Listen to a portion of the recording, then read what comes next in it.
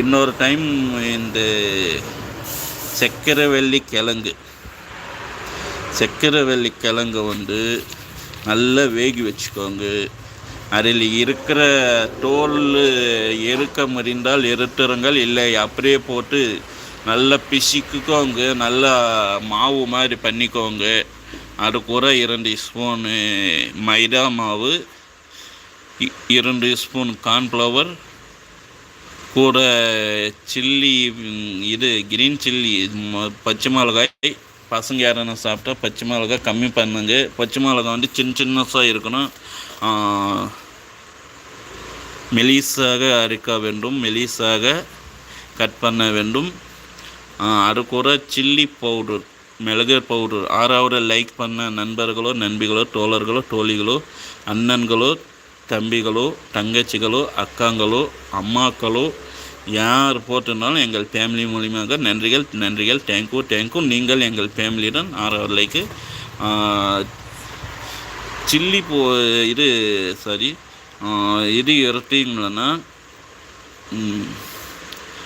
பச்சை மிளகா பசங்க சாப்பிட்றாங்க வேண்டான்னா 1/2 ஸ்பூன் மாதிரி போடுறது, சில்லி பவுடர், மிளகாய் தூள் போடுறது வந்து 3/4 ஸ்பூனாக மாற்றிக்கோங்க. உப்பு கொஞ்சம், பெப்பர் ஒரு 1/2 ஸ்பூனு, குடமிளகா சின்னசாக கட் பண்ணி ஒன்று போட்டுக்கோங்க.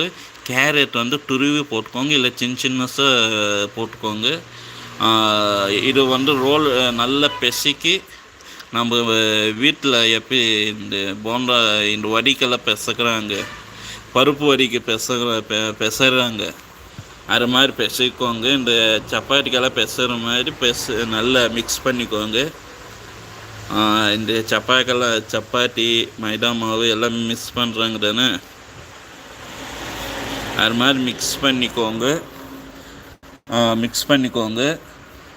அந்த மிக்ஸ் பண்ணது வந்து ஒரு 1/4 மணி நேரம் இல்லை ஒரு 1/2 மணி நேரம் ஊற வச்சுக்கோங்க. சக்கரவள்ளி கிழங்கு இதெல்லாம் போட்டு மிக்ஸ் பண்ணின்னு ஒரு 1/2 மணி நேரம் ஊற வைங்க. அதற்குள்ளே ஒரு 2 ஸ்பூன் தண்ணி நல்லா கலந்துக்கோங்க. நம்ம தண்ணி மாதிரி அதில் வந்து டெப்பு பண்ணி இருக்கிறதுக்கு, அதில் வந்து டெப்பு பண்ணி அந்த ரோல் பண்ணிக்கிறோம் தானே, அதை எடுத்து அந்த மைதா மாவு தண்ணியில் டெப்பு பண்ணி அது எடுத்து ஒன்று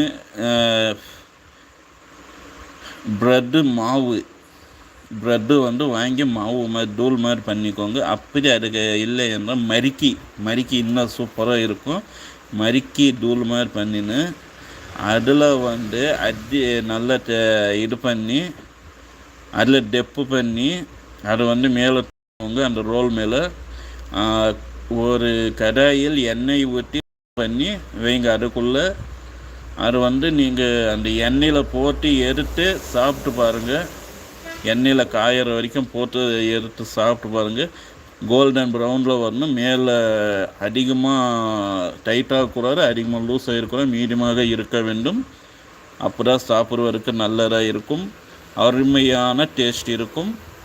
அவ்வளவு டேஸ்ட் இருக்கும். அருமையாக இருக்கும்.